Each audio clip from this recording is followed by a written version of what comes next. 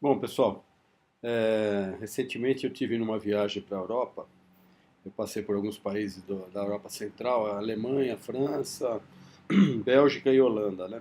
E ao voltar para o Brasil, evidentemente que a gente tem aquele choque e você vê que a população brasileira é muito mais jovem, muito mais negra, e muito mais assim populosas, as cidades são muito mais populosas do que na Europa, né? Lá na Europa o espaço urbano, o espaço do país é muito mais organizado, as coisas estão tudo nos seus lugares e tal. E quando a gente chega aqui no Brasil, a gente vê que tem uma certa anarquia, uma certa bagunça, né? E a questão da população jovem, né? É muito interessante porque a Europa é um país, é um continente que está muito envelhecido, né? E aqui no Brasil ainda nós temos uma população jovem. Mas algumas coisas me chamaram a atenção, né? Eu estava lá no Museu Van Gogh, né? E eu vi um quadro, vi dois quadros, inclusive do Van Gogh, que mostra uma cena é, rural, né? Algumas camponesas colhendo lá umas batatas e ao fundo uma igreja, né? É um descampado, assim, a Holanda é muito plana, né? E tem uma igreja ao fundo, né? Que dá para ver a igreja, e depois as camponesas estão ali com a mão, né? Plantando batata ou colhendo batata e tal. Esse é um quadro. E o outro quadro mostra uma natureza morta que o Van Gogh pintou algumas batatas, né? Algumas batatas. E aí a gente vê a qualidade da batata que ele pintou, é uma qualidade muito ruim, né, hoje, para os padrões de hoje, né? A gente está acostumado a ver uma batata no supermercado, bonitinha, amarelinha, né, toda limpa, né? E as batatas que o Van Gogh pintou, elas eram sujas, feridas, assim, né? E aí eu fico pensando assim, há 100 anos atrás, né, que Van Gogh pintou mais ou menos 1890, 1895, ou seja, mais ou menos na época que o Brasil estava indo para a proclamação da República, né? Foi mais ou menos 1885, 87, que a República aqui foi proclamada em 1889, né? Então, a gente vê hoje as pessoas falando assim, não, nós temos um problema de obesidade, nós temos que parar de comer carne, nós temos que parar disso, daquilo, nós não podemos maltratar os animais e tal.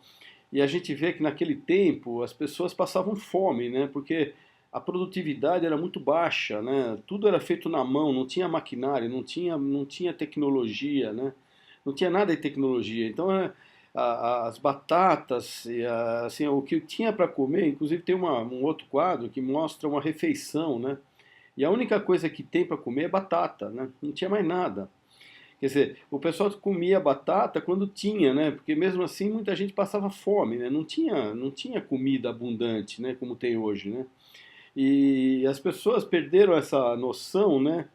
Do progresso que nós temos hoje, né? De ter a tecnologia, ter a produtividade em todos os setores, né? Principalmente no setor agrícola, setor industrial e tal. Então, o pessoal fala assim, não, tá tudo errado, né? É, mas esquece que há 100 anos atrás as pessoas passavam fome, né? As pessoas tinham guerras, o pessoal passava fome, não tinha o que comer, né? E é muito interessante isso quando a gente vai num museu, a gente vê as coisas de 100 anos atrás, e aí a gente fala, compara com hoje, né? Hoje nós temos uma abundância de tudo, né? Uma abundância até o turismo, né? Por exemplo, o pessoal não tem o que fazer, não existia esse negócio de turismo, né? Hoje tudo virou uma coisa pop, né? Tem que ir no Museu Van Gogh, então milhares de pessoas vão no Museu Van Gogh, milhares de pessoas vão no Rijksmuseum, milhares de pessoas vão em tudo quanto é lugar, né? Porque não tem o que fazer, as pessoas têm muito dinheiro, tem muita abundância, né? Então precisa inventar coisa para preencher o tempo, né? Então o esporte, o futebol, o tênis, tudo isso são coisas para preencher o tempo das pessoas, né? Existe uma abundância tão grande que as pessoas precisam preencher o tempo, né? Então precisa preencher com cinema, com teatro, com museu, com esporte, com turismo, tudo isso, né? por causa que a produtividade ficou muito grande, né? Então, e outra coisa interessante que eu vi nesse quadro, tem um quadro, esse quadro que eu falei que tem um descampado, assim, as camponesas trabalhando na terra, é que a igreja, foi o primeiro GPS, né? A igreja inventou o GPS, né? Por quê? Ninguém sabia onde é que estavam as coisas, mas como a igreja era o edifício mais alto, né, todo mundo olhava e falava, não, pera, eu estou ali, a igreja está ali, então eu consigo me orientar pela igreja. Então por isso que eles faziam essas igrejas altas, né? Então você vê essas torres de igrejas, né? Para quê? Porque então na região ali, a pessoa se localizava, olha, a igreja está lá, então eu sei onde é que eu estou, né? Então, primeiro o GPS. Além de tudo, a igreja tinha os sinos que batiam e batem até hoje, né? 15 minutos, meia hora, 45 minutos e uma hora, né? E aí bate as horas, uma, duas, três, quatro e tal. Então, a pessoa sabia onde estava em relação à igreja e sabia que horas são. Então, já a igreja foi o primeiro GPS da humanidade, né? Era uma fonte de referência. E também toda essa referência espiritual, religiosa e tal, né? Política, né? A dominação política e tal. Então é bem interessante essas coisas que a gente vê nos museus, né?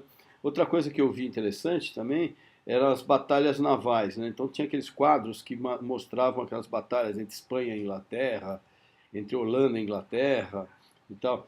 E aí mostrava aquele monte de navios, um pertinho do outro, né? Por que que os navios... primeiro era uma quantidade grande de navios. Segundo, por que que eles ficavam perto um do outro? Porque como os canhões eram muito primitivos, né, não tinha alcance, o canhão não conseguia atirar muito longe. Então, para conseguir atirar contra o outro navio, precisaria estar numa distância pequena. E vice-versa, porque quando ele estava na distância pequena, o outro navio também tinha condições de atirar nele. Então, a diferença tecnológica não era tão grande, né, naquele tempo. Então, quem conseguiu desenvolver a tecnologia mais para o canhão ser um pouquinho mais, ter uma capacidade maior de pontaria e de capacidade, já tinha vantagem, né? Além da quantidade de navios, quanto mais navios, mais vantagem.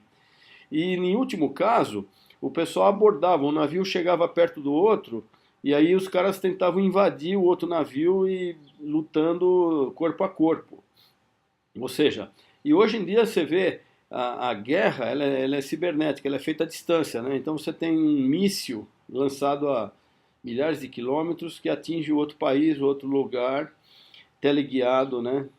Que já você nem vê quem você está atingindo, né? A guerra hoje tem aqueles drones, né? Os aviões não tripulados. Então o drone não tem ninguém, ele vai lá no inimigo e solta uma bomba de surpresa no inimigo, né? Fora que, mas existe também a guerra convencional. Você vê que os Estados Unidos tem uma frota de porta-aviões e de navios anfíbios, né?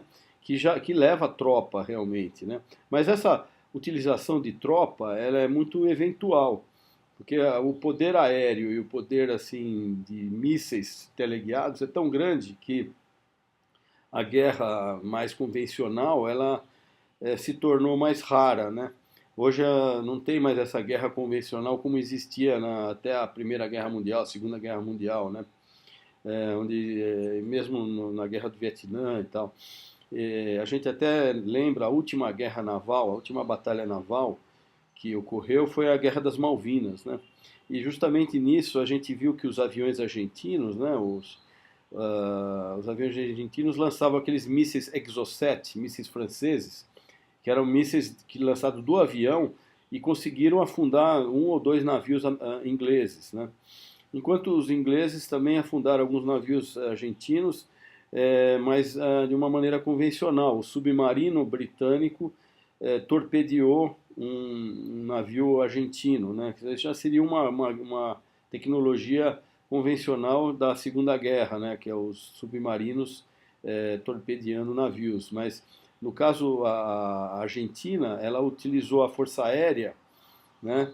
Para afundar navio britânico através de um míssil lançado de avião, né?